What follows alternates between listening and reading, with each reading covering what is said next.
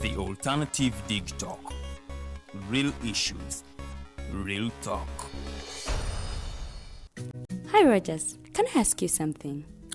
Shoot. What does corruption mean? Well, summarily, corruption is abuse of public power for personal gain or for the benefit of a group to which one owes allegiance. For example, when a public office is abused by an official accepting or soliciting a bribe. By the way, private people can be corrupt too, like bribing police officers to escape fines. Okay. So exactly how does that concern me? Well, do you pay taxes? I guess, yeah. What does that have to do with this? Everything. Because those taxes you pay are supposed to facilitate services you use, like water, electricity, roads construction, medicines in hospitals, name it. Okay, that is much bigger than I thought. But it can be stopped, right? Well, yes it can, although it may not be as easy as it sounds. And here is the reason why.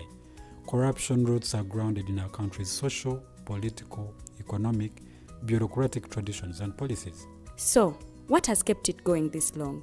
I mean, why don't we stop it? Well, the main reason why it has been here for so long is because institutions are weak, either as a result of poorly defined ethical standards of public service, weak administrative and financial systems, or ineffective watchdog agencies. What can we do to stop it?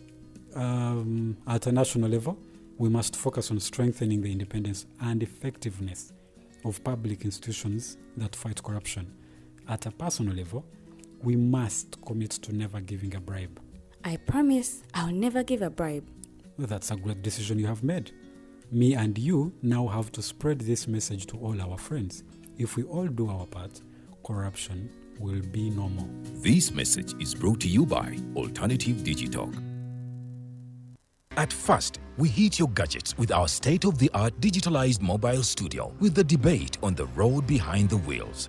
Later, we launched our magnificent studios located on Plot 1A, Sewagude Close, Lukulinanganda, Machindye, Kampala, where we bring to you our must-watch shows like The Mighty Drive, Monday to Friday, 8 a.m., Hotline, Mondays, 7 p.m. As for legal matters, Twins at Bar, Tuesdays, 11 a.m., Wednesdays, 6 p.m. is Afro-Caribbean Link, where we connect Africa with the Caribbean. Voltage on Thursdays, 7 p.m., featuring a youthful panel. Interface with Dr. Kiza Besije every Friday, 12 p.m. with his call to action against injustices. Snap Talk, Saturdays, 6 p.m. with the trio. A must-watch, The Political Dice, Sundays, 8 p.m. with the duo that never stammers, and so much more. Watch us live on all our social media platforms. We are the Alternative Digitalk. Real issues, real talk. What at the church, though? Tawali man, what's up? Man, can you imagine people just dump everywhere? Someone drinks water and throws the bottle wherever. Come on, Rogers. What else do you expect people to do with an empty bottle? Simanya now, recorder. Do you know that plastics take at least 450 years to decompose? What? That's a long time. Exactly. Because plastics are made out of a lightweight and flexible material that doesn't decompose easily. And plastics everywhere in the environment cause plastic pollution. What is plastic pollution now? It is the accumulation of plastic waste in the environment, like bottles, polythene bags, straws. All of these contribute to plastic pollution. I have been using them without knowing their effect. Yeah, a lot of people have. Plastics are a danger to the ecosystem, both on land and in water. So how can we overcome this problem? Is there something we can do? Oh yes, we can reduce by minimizing the use of plastics, reuse by repurposing them, or recycle by collecting and processing them into new products. Everyone wants to change the world, but no one wants to change themselves for the world. How about we change our habits for the world? And it starts with me and you. This message is brought to you by Alternative Digitalk.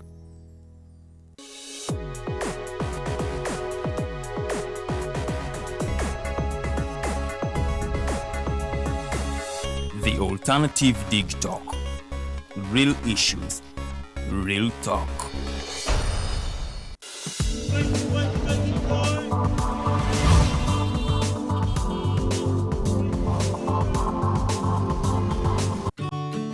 Hey Teddy, have you noticed how little attention science and health issues get in the media? Totally. Edgar, yet science information is very important. Yeah, for sure.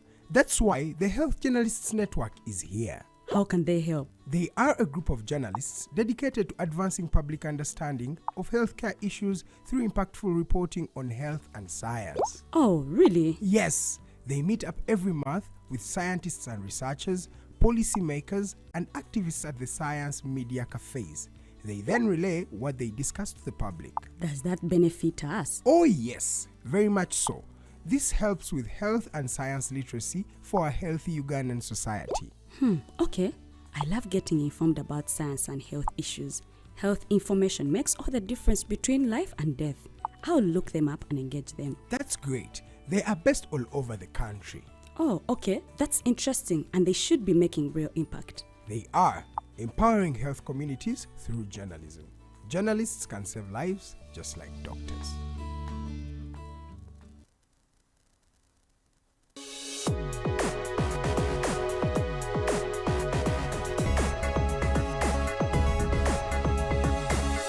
The Alternative Dig Talk. Real issues, real talk.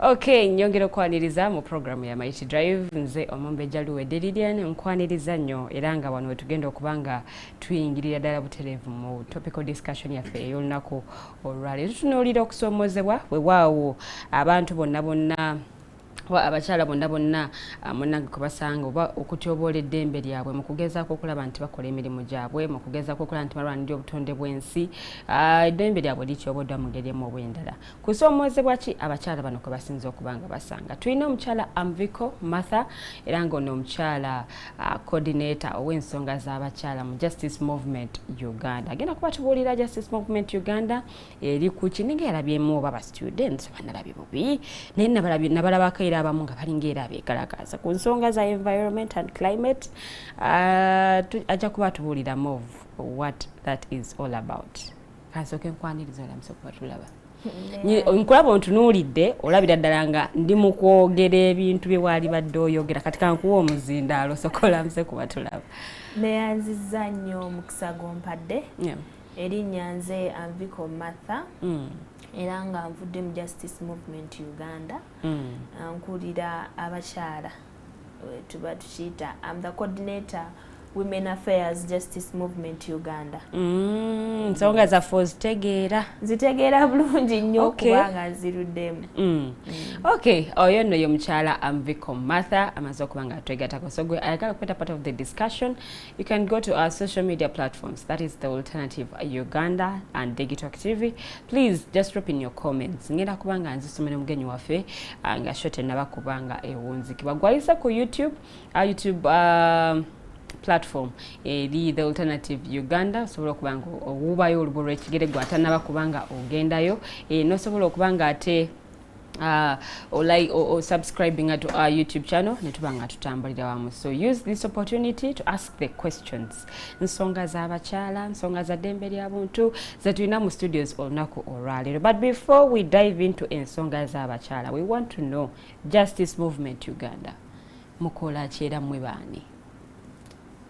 Justice Movement Uganda chiringa it's a movement. Okay. Nga we tukiyita movement simanyi wensobola kinnyonnyola mu Luganda.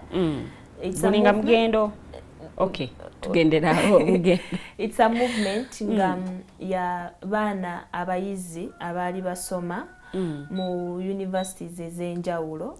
Bajja n'ekirowoozo nga balaba nti waliwo wekyetaagisiza abaana okujja ne bayimirirawo oba ne boogera ku bintu ebinyigiriza abantu n'ebintu ebityoboola eddembe ly'abantu mu ggwanga lino.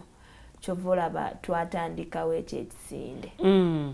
So ensonga ezo bwe mwasinzira ku ki okulaba nti mutandikawo justice movement? Was it mwalaba okusomozebwa nga kususse, mwali mwakirowoozako kuva nga mukyasoma, like mwasinzira ku ki ekituufu? Twasinziira ku bintu ebyenjawulo ebibadde bijja nga bituukawo, ne tugamba nti tetusobola kusigala nga tusirise ebbanga lyonna, kuba we tunaasirika leero ate omugigi ogunaddako kiki ekinaatuukawo. Kitegeeza nti we tusirika, we tutunuulira ebintu ebituukawo mu ggwanga nga wonootunuulira corruption, nootunuulira we twonoonye ebitonde like the way the environment has been destroyed, n'ogamba nedda tetusobola kusirika. We need to say something.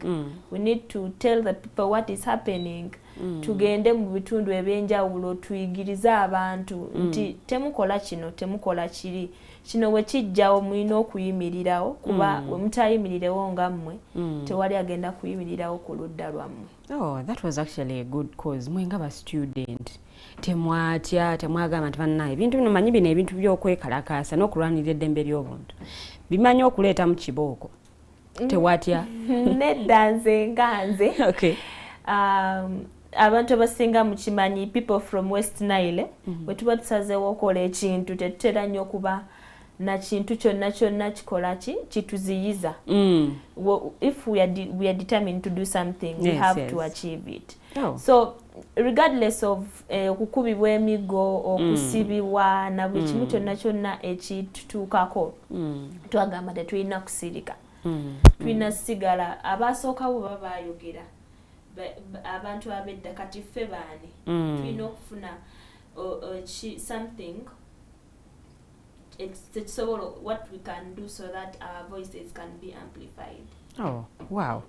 Okay, so let's first get to you, Gwenga Martha. So Martha, what do you do now? Right now I'm a climate activist and a human rights defender. Oh, tyo songa za butonde bwansi ate tugambye ebintu ebyabakyala. Kati ate n'obutonde bwensi obikola bibiri? Anti wotunuulira nti nno buli kimu nga ffe otuli abakyala ffe bamaama kimu kyetoloola ku ffe. So gwe nga maama okozeewo ki okulaba nti abaana n'abazzukulu abaliddawo balibeera obulungi? Kitegeeza nti olina okubaako kyokola nga maama osobole okukyusa the co-status of the country. Oh, abakyala ebintu bino oluusi tubitya, oluusi tubigamba nti byabaami, oluusi tugamba nti tulinde abakyala, waliwo abakyala betugamba oyajja kikola. Gwenga gwe ziliyo eneevaawa, like omutima guno ogwagala okulwanirira obutonde bw'ensi, omutima ogwo okugamba nti yes, however much ndi mukyala, I can still put my voice out there nebanga ewulirwa and it brings about change. One thing that I know is everything starts with you. Yes. If you are to achieve something, it means you have to say, I'm doing it for myself. So whatever I'm doing, I'm not doing it for anyone, but I'm doing it for myself. Oh, because I love that. This country is not for a particular person or for what, but it's for all of us. So we need to take part in everything that is happening in the country. So everything I'm doing, I'm not doing it for anyone else. I'm doing it for me. Oh. Yes. Wow. That is good. Noza gomchalo ulid. Everything starts with you. Gwenga gomchala bosala unoga nti okay, line kubo nja diitamu. Obojja kuyitawo. Wano nja kuyitawo ne wankubadde waliwo abaami this side and this side. I can still do it and I can still make it out. So today ku Justice Movement Uganda. Banga chiri emaze ngeri in existence. Justice Movement Uganda twatandika gikubaganyizaako ebirowoozo ndooza mu 2022 we twatandika olugendo nga muli bameka. Twatandika tuli bangi. Kyajja kitya when we had one of the first protests that I participated in, that was the high prices in Uganda. Olonga goli ku university. Ngandi Kyambogo University. Otyo? Yes. We twabeerawo twali abaana bangi nga tuva mu universities ez'enjawulo nga tulaba nti tuteekeddwa okubaako kye tukola nga abaana oba abavubuka ne tutandika. So kati bwe twalaba ne tugamba tetugenda beera nga tuli very disorganized. Ebiseera ebisingayo mubeera disorganized, tewali kintu kikolebwa. Ne tutandika bwe tutyo. Netandika nga concerned students in Uganda. We bache paka wetwatuuka abakwatiddwako ensonga. Ensonga buli etunyigiriza nga tulaba teteyina kutunyigiriza ffe katulina okugenda ebweru tugibuulira abantu abalala eyennyabo. Wetwatandika wetutyo paka wetwafuna erinnya litulaba erisobola okutuulawo. Ani aleeta erinnya? Erinnya lyaleetebwa abantu bangi. Of course mubaawo n'amannya ago nti waliwo lino waliwo nalino tutuuke ku lino. Ku lino lino erinnya lya twali bangi naye abantu nga bataano. Omu yaleeta justice ng'agamba tukoloba justice something ne tulaba nga justice kijja kukola. Netugamba obwenkanya buli omu abwetaaga.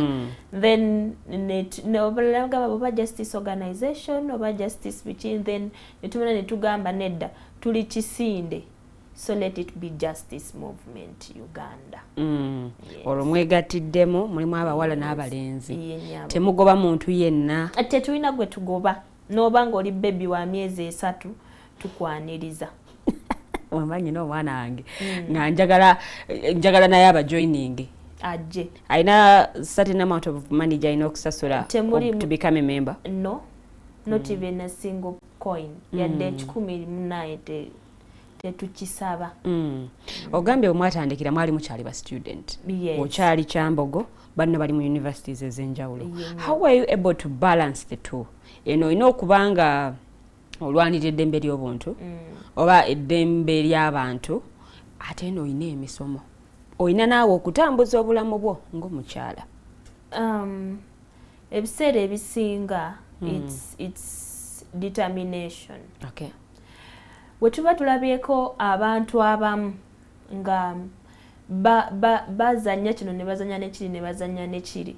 Ebiseera ebisinga oba oyagala okuwangula olina kuzanya bintu bingi, olina kuzanya bingi osobola okuyitawo. N'otunuulira ku mirimu oba ogezaako guno nagulo kyova olaba oli ojja musanga alina bizinesi eno n'eno n'eri n'asobola okutuuka ku kyayagala. So natunuuliranga okusoma. We had time for books and then we also had time for other things. Kubanga tosabeera mu kusoma kwokka. Tekwina gye kugenda kutwala kuba bangi basomye. When I graduating atwalayo mu 10 oba mmeka nengamba ani agenda otuwa emirimu. So kitegeeza woba gwe wasigala mu kusoma kwokka n'ebintu tebigenda kutambula nga we biri. So ne tugamba okusoma ne kino tukuze abantu abasinga mu kimanyi olina okubaatisa. So tubibaatisiza paka we tutuuse wetutuuka ne tubikwasaganya byonna ne tugenda maaso. Okay, so when did you graduate? I graduated in 2023. Oh, yes. Okay. So nenzirayo noddayo mu justice long movement. life learning. Ntolina kuva mu kusoma. Ngeno bw'otambuza emirimu gy'ekisinde eno oyina ebitabo. Tomanya we tulituuka eyo mu gwange pya. Mu gwange pya balibuuza balina ebitabo ng'ogamba nze mbiina gonja gusobola. Nasoma na wano nkozeewo bwenti ne bwenti. So how was the reception olwo mutandise okutambuza enjiri omulimu okugamba ba students? You know how campus is. Nti ojja kugamba omuntu akulage nti koza agikkiririzaamu naye bw'alaba emiwunyo nga gizze nti oba ku university eno zino enteekateeka bwe tezikkirizibwa ajja kukivaamu ng'obudde bukyali. How was the reception at the start? I should say that in life not everyone is going to believe in you. Yes, please. There are people who are going to accept whatever you're doing regardless whether it's right or no. Wrong. Yeah. And there are people who are not going to accept anything you'll ever do regardless of whether it's right or no. So we had people who accepted. And then we have people in the middle. Yes, and we have tayagala kunyiza naye ate kyolese takyagala. In most cases babera mikwano. Yeah. Mikwano jijaga. Martha, ebintu ebyo birungi naye n'ebibi. Yeah. So babaawo. Yes. Naye abantu abamu bakkiriza. Kubanga twafuna abantu ab'enjawulo abatujoyininga oluvannyuma ng'ekiseera ekitandikiddwawo lwakuba baalaba nga kirungi ekintu kye tugenda okukola kigenda tuyamba ffenna si ffe ffekka wabula eggwanga lyonna okutwaliza awamu. So ne batujoyininga ne wabaawo abasigadde ng'era batucriticizinga paka na leero nga bagamba kati gwe nga gw'omuwala biki nga wobimanyi awo njagala tudde maaso wetugenda okudda maaso awo gwe ng'omukyala okuyita mu nsonga nga zino, but anyways continue with that. So people did not accept us at first. There are very few people who accepted the gospel, but later I'm saying people are going to believe. You know, in everything you have to put in more efforts. So bajja kukkiriza mpola mpola. Tebalina kyakola. Obabagala batebagala, they'll have to accept it. In most cases, era nga wetubadde tubiraba nti omuntu omu waba anyigirizibwa gwe n'obeera eno mu ddembe twalabanga nga babba ettaka nze nviira buyukwe. Twalabanga nga babba ettaka mu bitundu ebyenjawulo. Ffe ne tugamba beeyo naye naffe kyatutuuseeko nti kati gyeri land grabbing eyewaffe. Yes, so kitegeeza nti goyinza obiraba nga ebitagasa oba ebitasoboka, but later on nawe bagenda tuuka bakukwate mu bbwa ogambe singa nabajoyininga nga bukyali singa osanga nange bayimiridde ku lwange. Yes. University yabakkiriza okugenda mu maaso ne programu eno because kati ng'oggyeko Kyambogo gy'obadde I believe otambuddeko mu universities ez'enjawulo baabakkiriza okubanga mutwala this gospel okugitwalira ate abayizi okuva mu universities ez'endala. University ebiseera ebisinga nga womanyi ewuliriza lwampaka si yaddembe nti ogenda giwandikira ekuwulirize. So ebiseera ebisinga olina okukozesa obubadi obw'enjawulo then bakuwulirize. Nzijukira olunaku lumu twali tugenda ku mubs. We twagenda ku mubs ne batuganda oyingira nga batusaba IDs nga tetuyina. Nengamba naye bano abantu abali ku gate era sibe batumanye nnyo. Nembagamba buli omu abikkula eppoto ye gwogimukuba just maaso booti otambula omuviire. So we balaba nga tubikudde eppoto bo ne bakkiriza nti naffe tuli bayizi. Yes. Ne tuyitawo ne twogera ne be twalina okwogera nabo. Yes. So buli kaseera tibagenda kukkiriza. Naye ate olina okukozesa obukujjukujju osobole okuyitawo. Yes. Okay, so far Justice Movement Uganda eri mu universities meka? Eri Kyambogo University, Makerere University, Kampala International University. Yes, KIU. Then tuina Gulu University. Then Nemubs. So zino universities endala nga temundaba kubanga tulina Bugema, tulina Nkumba, Ndeje, universities in the east, tulina universities in the west. Mulina nteekateeka ky'okulaba nti nabo muba involvinga because I believe ebibanyigiriza wano nga students wano mu Kampala Metropolitan. Of course ohintizeko ku Gulu University n'abalala mu universities ez'enjawulo bimu bye basanga. Tulina enkolagana n'abayizi ab'enjawulo. Kati nga Busitema tulinayo mikwano gyaffe. Yes. Betusobola okwogerezaganya nabo. Omanyi connection etandikira wofuna ono osobola ofuna oli n'ofuna oli paka we mutuuka ku buli omu. Okay. With everything you've said, I've seen a leader in you. Obukulembeze buno oba the leadership in you eva mu family nti waliyo oba my uncle oba my brother oba my father yali mukulembeze ku kyalo oba yali minister oba MP. Obukulembeze bwo buvaawa oba bwava mu ssomero? Obukulembeze bwange ndooza oba nkiyite nga kitone kuba ewaffe tulina gwe mmanya ali omu politician. She's my aunt. She's a councillor in Kakira municipality. Yes. Naye kati nze obukulembeze bwange bwatandikira ku ssomero newe nalinga nga seesimbyewo nga balina okumpa ekifo. Nga newe mba seesimbyewo balina okumpa ekifo. Mwe baana betwalabiranga eri nti bajja mmuwa. Nga tetwetaaga kweyogerako nga bajja kutuwa. Bakufa abaswagula akalulu wano genda abaana bakujje nga we mugula ne sweet fe tetwateekangamu naye nga era baatulabiranga eyo ne batuwanga ebifo ebyenjawulo.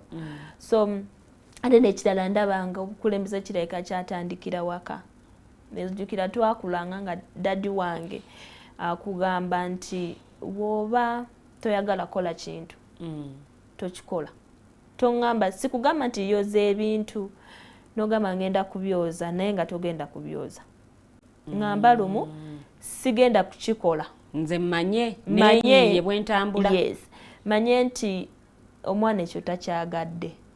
Than okubeera eno n'ogira. Kati kyatuyambanga nnyo to be outspoken. Ng'omuntu kyogenda okukola oba ogenda kukikola. Ate nga kyogenda okukola ogenda kukikola n'obumalirivu bwonna obwetaagisa. Kuba oba okyagadde. So n'okugendanga we nali ku university nze yali organizing chairperson of government sponsored students at Chambogo University. Nembeera ne secretary academic affairs. So I've been in that throughout my life. Yes. Wow. For byabukulembeze bifo binene. But anyway, let me ask you this as well. Were the parents okay with what you do? Tebaali nabuze manyi oluusi oyagala ekintu naye muzadde wabanga yatoola tuition ajja kugamba me I don't want you to get involved in this or I don't want you to get involved in this. At first I think no parent would allow their daughter or their son to go on streets or to be involved with anything that is like the kind of work that I'm doing. So at first they did not accept, especially the first time my mother saw me in the maximum prison. And I think in their entire life that never visited someone in Luzira. In fact, I don't know whether we have anyone who has ever been arrested in the family members that I know from both my maternal and paternal side.